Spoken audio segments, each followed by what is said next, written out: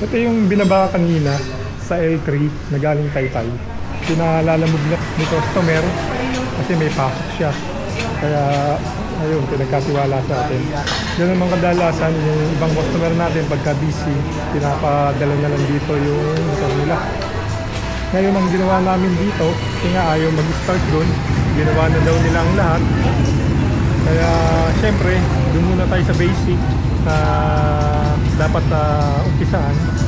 Naglinis muna kami ng throttle body, tapos FI. Luma na rin yung spark plug niya, kaya nagpalit kami ng spark plug, fuel filter, saka ng air filter. Pati ito, pinalitan na rin namin. Pero bago namin pinalitan yon, sinikap muna namin paandarin. Ngayon may problema siya. Nahirapan yung pump niya na humigop ng gasolina. Kaya nagkaganon. Ngayon ginawa namin na lilinis namin yung yung gas tank niya at pinalitan ito. Ready for pick up na. Stock natin. Testing natin. Yan. Medyo mataas na odo nito. Ang odo niya 72,444. Tapos upon checking, yung battery palitin na. Sa taas ng odo niya, pwedeng posibleng palitan na rin. Pati ang ayon kay customer, gusto niya palitan na yung black piston. Eh nung chinek namin, wala naman dumi-dumi yung niya.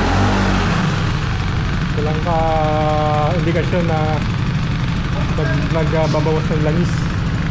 Kaya sabi ko, habang nag-iipon siya ng budget niya na pamalit sa black piston niya, gamitin niya muna para makapag-ipon siya.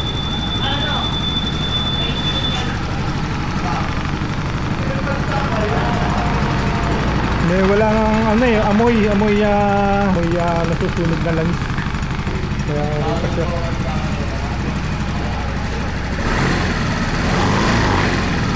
Palit din pala to? Shock boy, tagas. Oo, yung KYB. Papalit na rin pala siya ng KYB shock.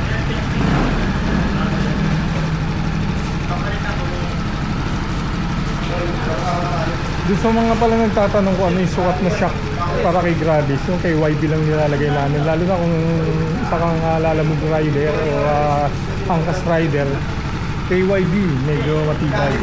Ito yung KYB plug and play lang. Papakita ko sa inyo yung KYB in premium.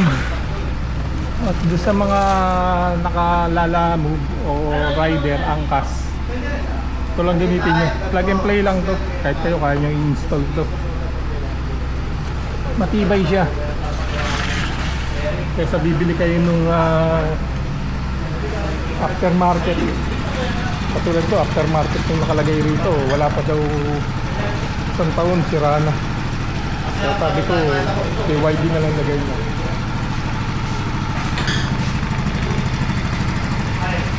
Ayun, ready for pick up na.